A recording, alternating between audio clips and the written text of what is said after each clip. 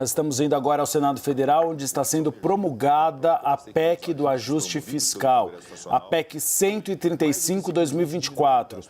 Rodrigo Pacheco, presidente do Senado Federal e também do Congresso Nacional, está fazendo um discurso sobre a importância do ajuste fiscal. Vamos ouvir o presidente do Senado? A diretriz que orienta essa emenda constitucional é, portanto, a da máxima rentabilização social do gasto público, o que somente se alcança com a racionalização e a priorização estratégica das despesas, a eliminação de distorções orçamentárias e a garantia da sustentabilidade da política fiscal brasileira. Não há outro caminho possível, senhoras e senhores. Não há outra forma de se aliar justiça social e desenvolvimento nacional, esses valores constitucionais indisponíveis, senão pelo apego permanente à eficiência administrativa e à credibilidade financeira do país. Não tenho dúvidas de que esta emenda irá contribuir decisivamente nesse sentido, viabilizando e reforçando a atenção e o cuidado do Estado com quem precisa e assegurando um regime fiscal saudável. São esses os frutos esperados por este Congresso Nacional. O Brasil merece colhê-los.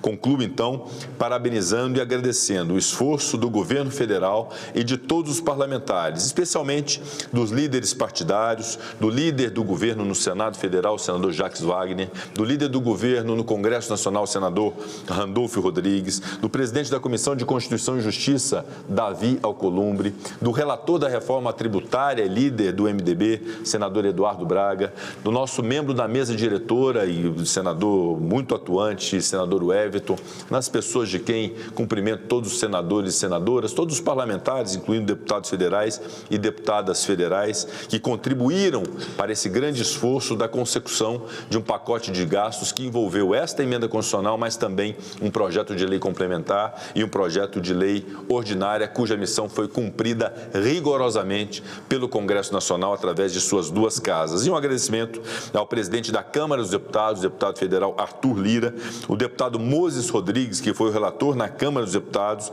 e do senador Marcelo Castro, a quem coube a relatoria no Senado. Portanto, esse reconhecimento a todos os parlamentares que fizeram viável a promulgação na data de hoje desta emenda constitucional. Portanto, cumprida a finalidade desta sessão solene, declaro encerrada a sessão. Muito obrigado. Promulgada, então, a proposta de emenda à Constituição do ajuste fiscal, ela traz alguns pontos importantes. O primeiro, supersalários.